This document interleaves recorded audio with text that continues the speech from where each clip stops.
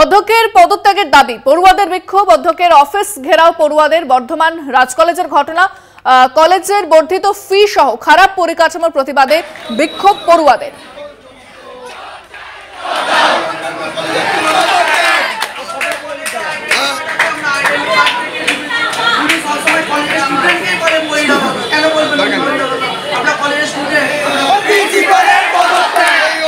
কলেজের তুলনায় এই কলেজে এত ফিস বৃদ্ধি কেন? প্রিন্সিপাল জবাব দাও।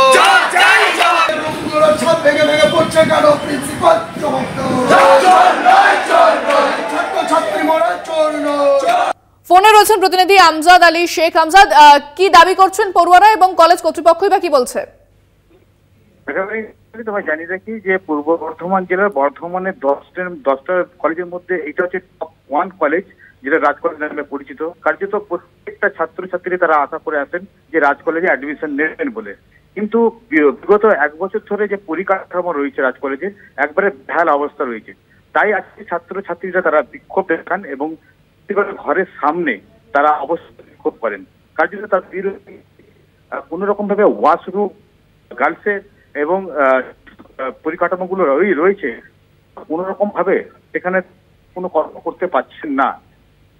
রীতিমতো তিনি কলেজ না এবং কলেজ ব্যাহত হয়েছে এবং বিগত তিনি একেবারে কলেজে তাতে করে তারা ক্ষোভ দেখায় এবং তারা ক্ষোভ দেখায়।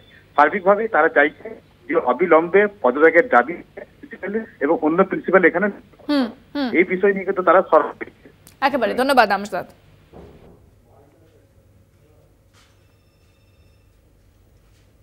রাজ কলেজের অনেকগুলো সমস্যা। প্রথম সমস্যা, আমাদের গার্লস ওয়াশরুমের কমন রুম নেই, জিমে টাকা নিচ্ছে, জিম নেই, আর আইডেন্টি কার্ডেরও টাকা নিচ্ছে, কোনো বেনিফিট আমরা পাচ্ছি না। আর আমাদের অনেক সমস্যা হচ্ছে, আর ফিস এখানে অনেকটাই বেশি। তো আমরা চাই কি এত ফিসের কি হচ্ছে আমরা জানতে চাই। প্রিন্সিপালও আসছে না, কোনো আনসার নেই, আমরা এগুলো জানতে চাই। আসলে আমাদের কলেজে কোনো ক্যান্টিন নেই, সেই জন্য আমাদের প্রচন্ড অসুবিধা।